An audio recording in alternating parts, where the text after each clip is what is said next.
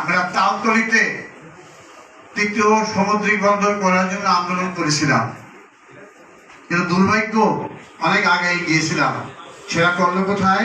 পটুয়াখালীর পায়রা। আমি সাবেক চিফ হুইপ আমাদের বলফলের কি নাম ছিল জানেন? ফিরোজ ভাই। ফিরোজ ভাইকে বললাম, উনি ওইটা নিয়ে খুব তৎপর ছিলেন। উনি আমাকে বললেন এটা পিএম বলেছে পায়রা হবে, পিএম যেখানে বলে সেটা কিছু করার নাই। আমরা যখন পদ্মা সেতু আন্দোলন করলাম, কিছু চামচা তারা বললো এটা হবে শেখ হাসিনা পদ্মা সেতু। আমরা বললাম না, এটা হবে শেরে বাংলাকে ফজিল বাংলা হবে শেরে বাংলা পদ্মা সেতু।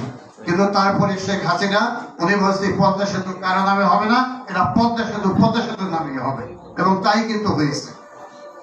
আমরা কিছুদিন আগে গত ফেব্রুয়ারি মাসে বরগুনা জেলা সমিতি সম্মেলন করেছিলাম।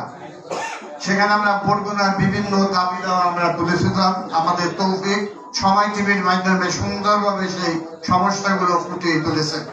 আজকে আমি তালিকাটা মাসুম ভাইকে বলবো যে আজকে এখানে দেখলাম সময় টিভি এবং আমাদের চ্যানেল দুটো টিভি এখানে উপস্থিত আছেন। বরগুনার বিভিন্ন সমস্যা তুলে আপনি একটা প্রতিবেদন আজকে 2 দিনের মধ্যে একটু প্রকাশিত করে যে সরকারের নলেজে যাতে আছে।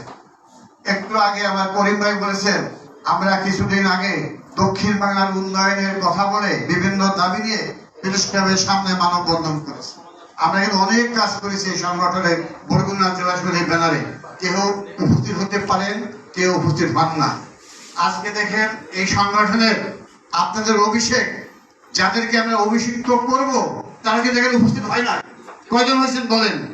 খুব কম। লজ্জিত আপনারা।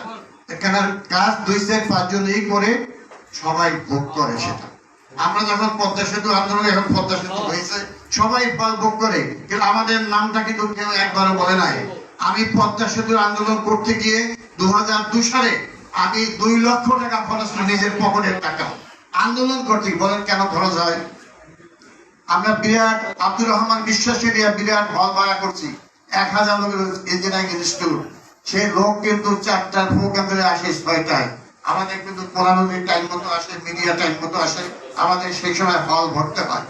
ব্যানার দিয়ে সমস্ত এলাকায় আমি সেই 64টা জেলার ব্যানার তৈরি করে সমস্ত ইনস্টিটিউট